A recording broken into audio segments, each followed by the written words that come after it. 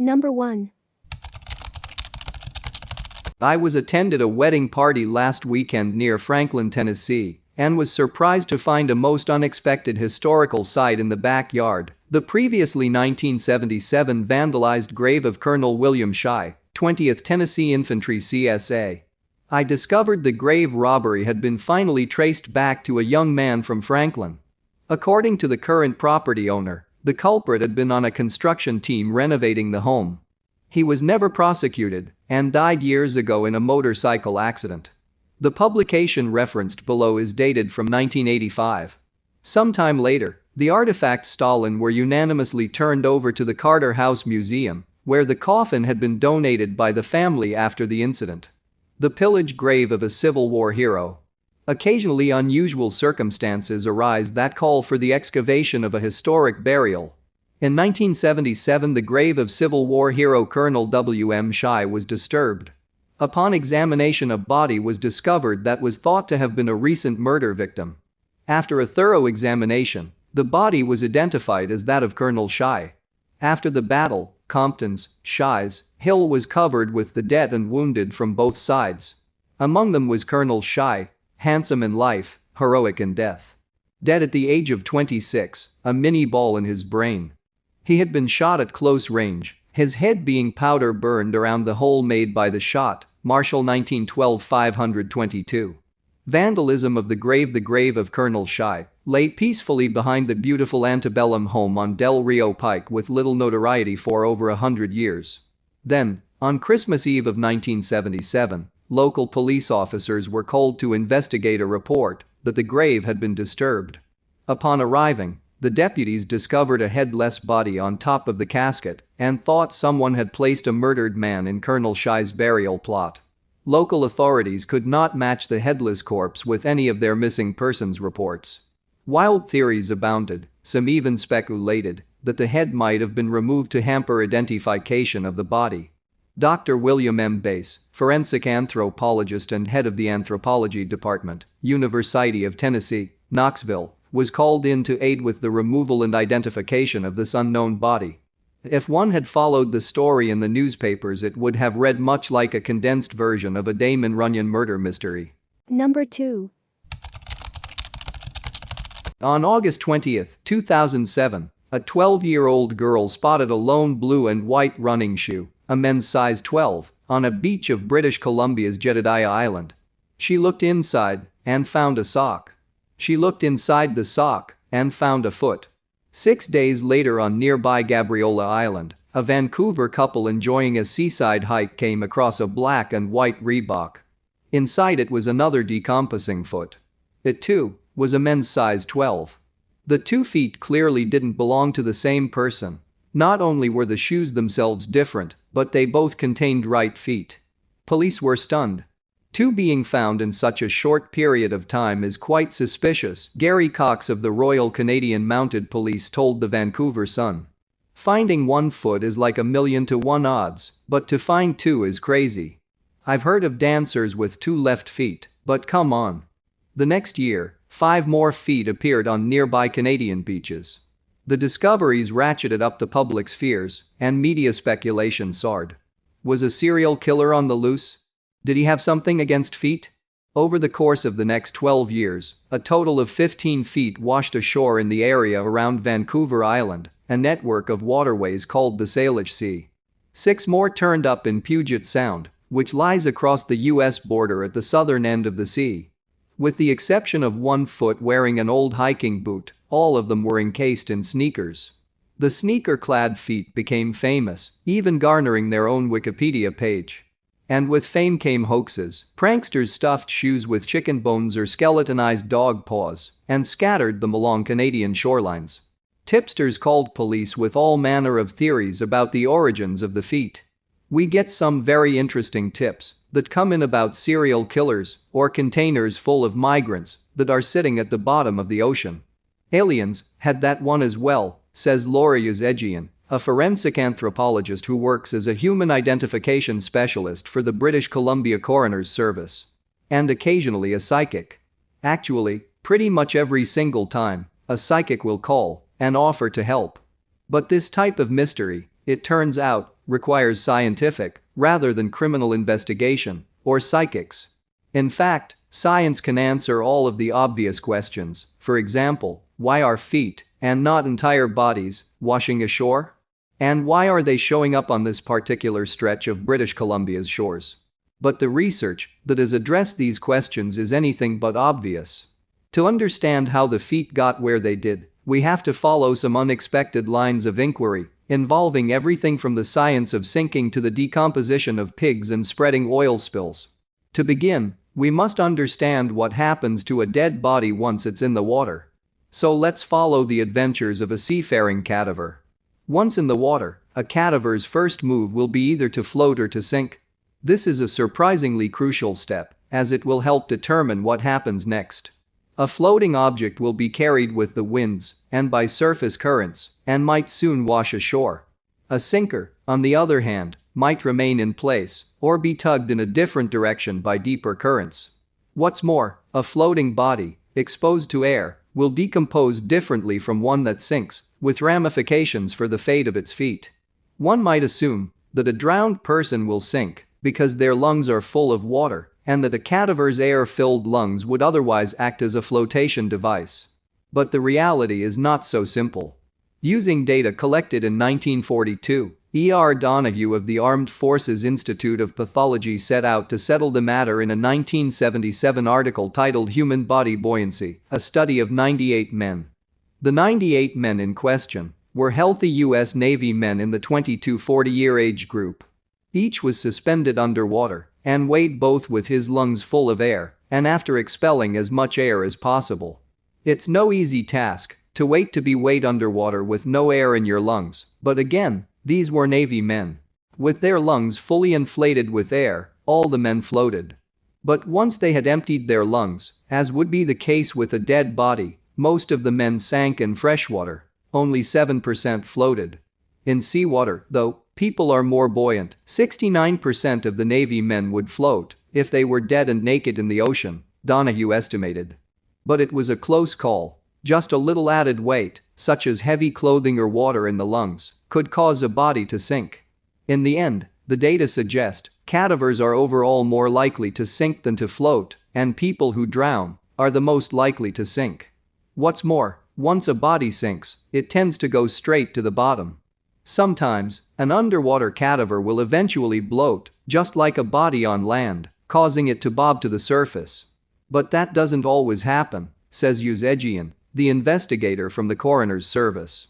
In a deep lake or ocean, it may never come back up. Not only does the cold inhibit decay in deep waters, but the greater water pressure there also prevents any gases from expanding and causing bodies to float. Instead, other microbial processes take over and convert a sunken body's tissues to adipocere, this kind of waxy, soap-like tissue, she says. Adipocere can persist for years, even centuries, in a low-oxygen environment. And that's exactly what Uzegian saw on the feet she examined from the Salish Sea. They were covered in adipocere, suggesting that the cadavers sank and remained underwater as they decomposed. That could explain where the remainders of the bodies were. They sank and stayed sunken. But why didn't the feet stay down with the bodies? To understand how the feet set sail sans bodies, we need to know how a human body might decompose underwater and whether its feet are prone to pop off and float away. Scientists study the process of human cadaver decomposition at several U.S. forensic research sites, but these are all on land. None had ventured to drop a body into the ocean. But our investigation is not dead in the water. In the summer of 2007, forensic scientist Gail Anderson of Simon Fraser University was conducting a study for the Canadian Police Research Centre to understand how quickly a homicide victim would decompose in the ocean. Because ethics rules preclude using a human body, she used a dead pig instead. Pigs have often been used in forensic research as stand-ins for a human body. They are roughly comparable in size and are quite similar biologically. Even better, Anderson conducted her study in the Salish Sea, not far from where the third human foot would be found 6 months later. Her team dropped the dead pig into the water, and it promptly sank 308 feet to the seafloor. What happened next was not pretty. The pig carcass was quickly eaten by a large and unruly mob of shrimp, lobsters, and Dungeness crabs, starting with the expected areas, the anus region and the facial orifices, Anderson reported. It was as if a red lobster buffet had risen up to exact its revenge. Since then, Anderson has dropped more pigs even deeper in the Strait of Georgia, a main channel of the Salish Sea, and found that in some cases scavengers can skeletonize a carcass in less than 4 days. So what about the feet? It turns out that underwater scavengers like crustaceans will work around bones and other tough obstacles, preferring to pick apart softer tissues. And unlike the bony ball and socket joints that join our legs to our hips, our ankles are made up mostly of soft stuff, ligaments and other connective tissue. So it follows that a sunken, shoe-wearing cadaver in the Salish Sea is likely to be chewed apart by scavengers and to have its feet disarticulated from the rest of the body in short order. And as Yuzegian tells me, all of the Salish Sea feet appeared to have been separated from their bodies by natural processes, like scavenging and decomposition. Please don't call them severed feet, she warns. Severed means that someone cut them off, she explains, and the coroner's service never found cut marks on any of the bones to suggest that. What's more, feet wearing sneakers made in the last decade or so would almost certainly float. Not only have gas-filled pockets become common in sneaker soles, and they're visible in some sneakers found in the Salish Sea, but around that time, the foams used in sneaker soles started to be noticeably lighter, with more air mixed in. In other words, they've become buoyant. So now we have a seafaring foot, sneaker-clad and ready to sail. But why the Salish Sea? If feet are likely to float away from dead bodies, why aren't beaches everywhere littered with them? Possibly the man who knows the most about how and where things end up in the Salish Sea is Parker McCready, a professor of oceanography at the University of Washington in Seattle. He's built a 3-dimensional computer simulation of the coastal ocean of the Pacific Northwest, including the Salish Sea. It's all realistic, he says, in the sense that it has realistic tides, winds, rivers, and ocean conditions. The simulation is called Live Ocean, and as we talk on the phone, we both watch it running on his website. Brightly colored water sloshes around a map according to that day's weather and tides. McCready uses the model to predict where an oil spill would travel over the course of 3 days.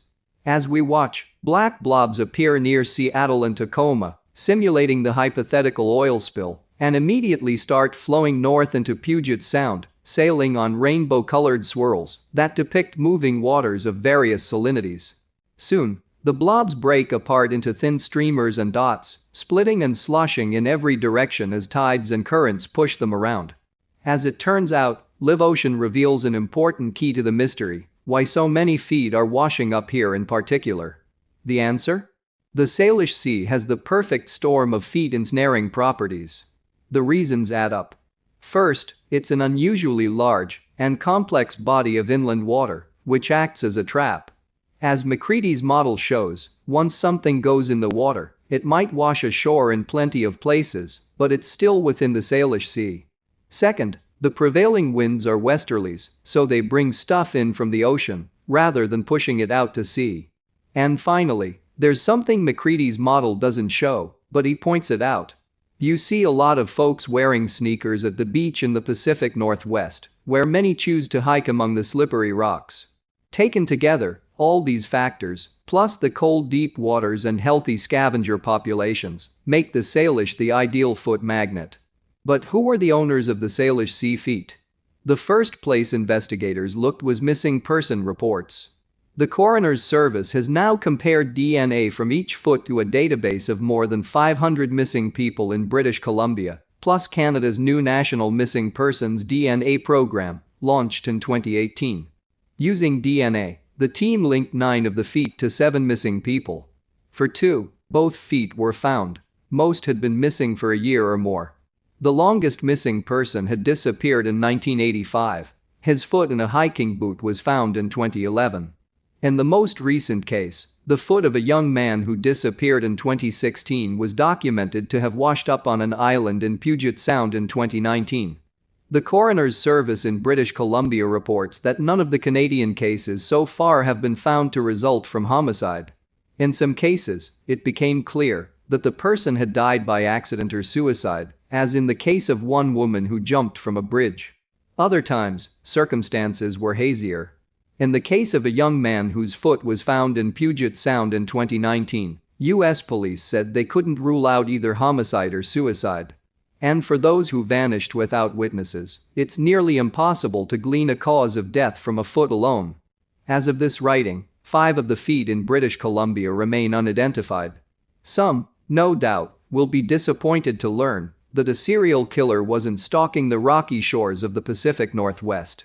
Although the mystery of the floating feet would make a great title, it probably won't become a Netflix original documentary, especially once producers discover that their footage would mostly feature crabs dragging pig entrails across the ocean floor, rather than lingering shots of a serial killer's high school yearbook photo.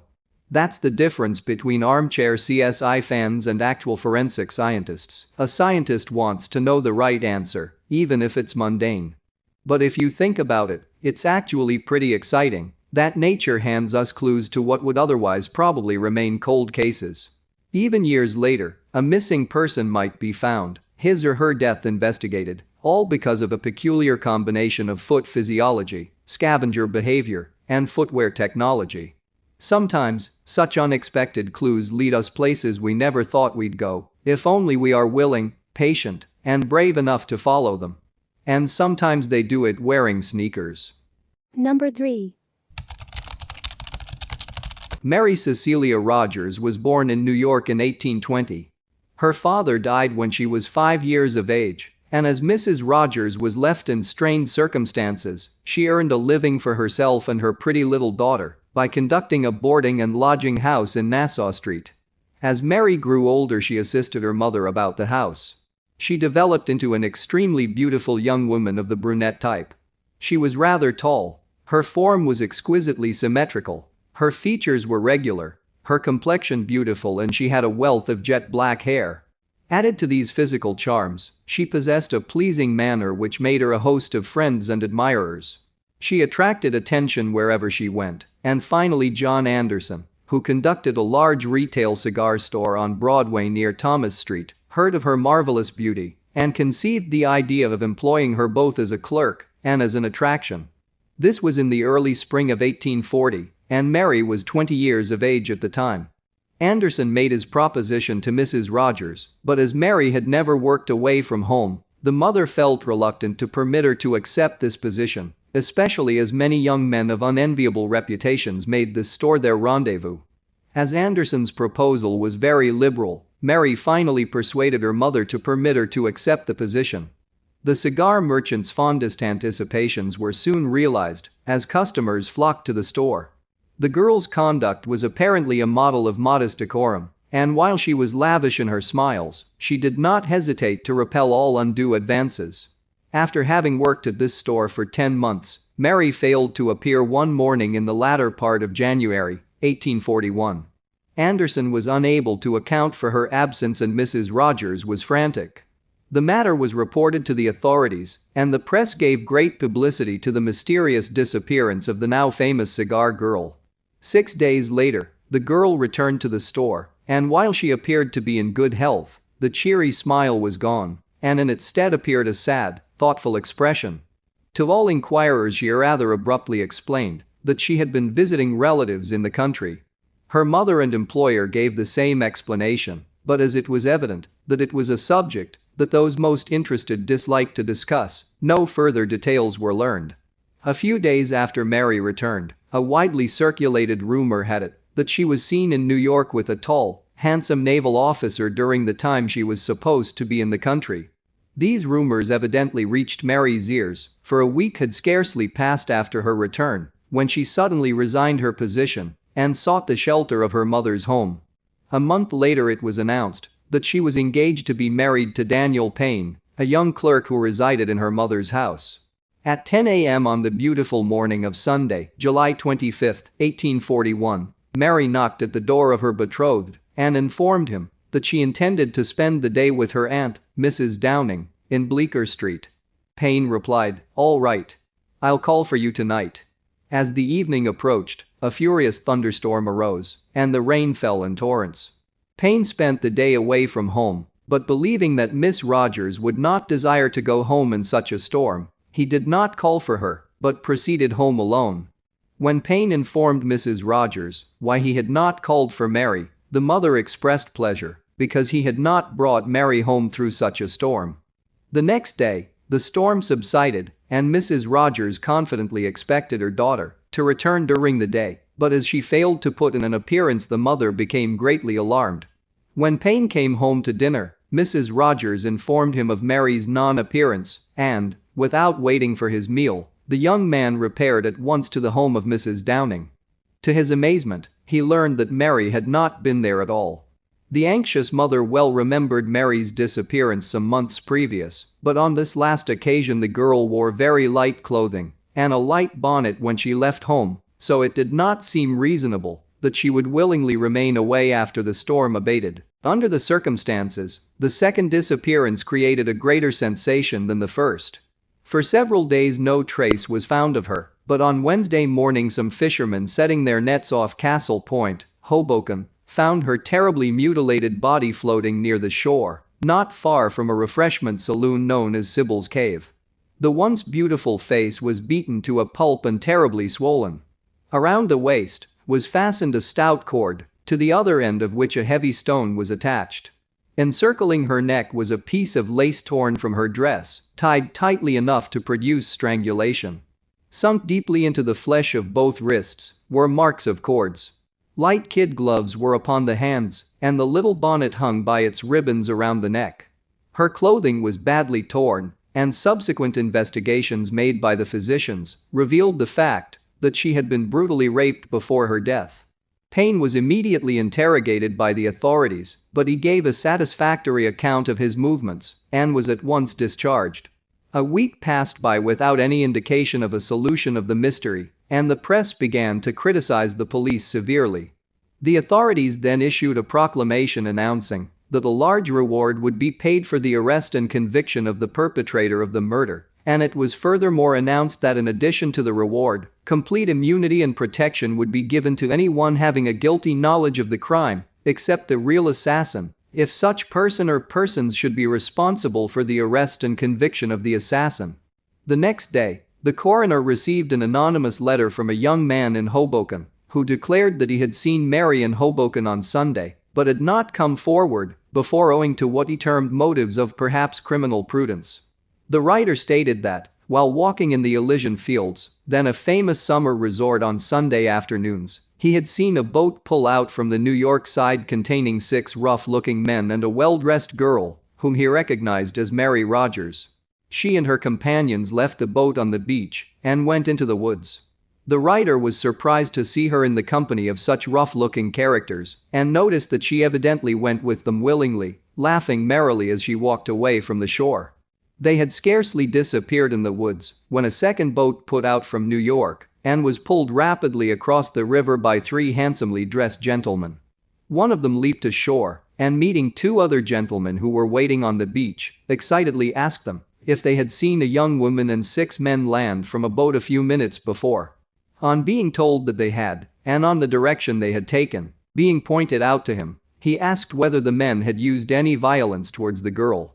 He was told that she had apparently gone with them willingly, and he then, without making any further remark, returned to his boat, which was at once headed for New York.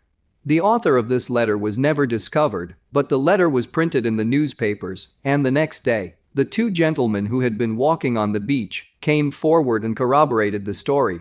They both knew Mary Rogers by sight and said that the girl who entered the woods with the 6 roughs resembled her closely, but they were not sufficiently near to be able to positively affirm that it was she. The next important piece of evidence came from a stage driver named Adams, who, after allowing several weeks to elapse, stated that on the fatal Sunday he had seen Mary arrive in Hoboken at the Bull's Ferry, accompanied by a tall, well-dressed man of dark complexion, and go with him to a roadhouse near the Elysian Fields known as Nick Mullen's. Mrs. Loss, the keeper of the house, remembered that such a man had come to her place with a young woman on the day in question and had gone into the adjoining woods after partaking of refreshments. Soon after their departure she heard a woman's scream coming from the woods, but as the place was the resort of questionable characters and such sounds were of frequent occurrence, she gave no further thought to the matter. Number 4. Police are re-examining the death of a teenager whose body was mummified before it was dumped in Leeds 27 years ago. Donna Healy, 18, disappeared while working as a prostitute in March 1988, and her body was found 3 years later in Chapel Allerton. Tests revealed her body had been kept in a freezer for months, and police believe it was removed after the freezer broke down. But a former detective has told the Mirror the Bradford teenager may have been a victim of notorious child killer John Taylor. The 62-year-old is serving a life sentence for the brutal murder of 16-year-old Leanne Tiernan and a series of sex attacks committed over 3 decades. Police are now reviewing the death of Miss Healy, along with those of Lindsay Reimer, 13, Yvonne Fitt, 33, and Deborah Wood, 20. And retired detective Chris Clark thinks they should focus on Taylor and add Anne Ballantyne, a 20-year-old found in an Edinburgh canal in 1987, to their list. He said, "How many men in West Yorkshire were murdering victims and putting them in cold storage? It's a bit like Peter Sutcliffe going round bashing women with a hammer." The women's families are also urging police to probe the potential leads, saying they are desperate for their heartbreak to end. Detectives contacted Donna's mother last week and told her about the new investigation. The 72-year-old from Bradford, who did not want to be named, said, "Somebody out there must know something. I hope we get some answers this time. I don't want to die not knowing what happened to her." Donna's parents reported her missing in March 1988, and her body was found in the grounds of a nursing home that was being renovated in Chapel Allerton, Leeds, in January 1991. But it was not identified until 2004, following advances in DNA technology. Tests showed the body had been stored in an airtight container, just like Leanne's, leaving it partially preserved in a mummified state. Police said they believe whoever moved the body may have been forced to act by a change in personal circumstances and had a link to the area. Taylor lived 5 miles away. Detective Superintendent Jim Griffiths, of the Homicide and Major Enquiry Team, said, "We are carrying out a new review into her death. This review is in its infancy and is looking at a number of potential lines of enquiry." Asked about Taylor, police said, "We would not name any individual who was or was not part of these initial enquiries, but I would again urge anyone with information to come forward." West Yorkshire Police carried out probes on Donna's death in 2003 and 2013, but it has remained unexplained. But Mr. Clark, now an author, said, "You'd have to live on another planet to say Donna wasn't murdered. It's indicative of John Taylor. The remains were stored and then dumped. There have not been any other serial offenders who have operated in his manner in that area." Detective Superintendent Griffiths added, "We owe it to Donna to find out what happened to her." Leanne Tiernan, 16, was Christmas shopping in Leeds when John Taylor snatched her in November 2000. She lived near his home in Bramley and was strangled. She was kept in a freezer 9 months, then dumped in Lindley Woods. In the same woods, yards from where Leanne's body was found, murder victim Yvonne Fitt had been buried in a shallow grave. The 33-year-old was found 8 months after she was stabbed in 1992. She lived 6 miles from Taylor in Leeds. Lindsay Reimer, 13, vanished after leaving her Hebden Bridge home to buy cornflakes in 1994. She lived 20 miles from Taylor, and her body was found in a canal 6 months later. She had also been strangled. Deborah Wood, 20, was found on fire at a Leeds railway station in 1995. Her body was kept in cold storage 10 days before it was dumped and set alight, less than 2 miles from Taylor's home. Ex-detective Chris Clark is also convinced Anne Ballantyne, 20, found dead in the Union Canal, Edinburgh in 1987, was Taylor's first victim. The van driver was known to visit a brothel in Glasgow and would pass 400 yards from Anne's flat.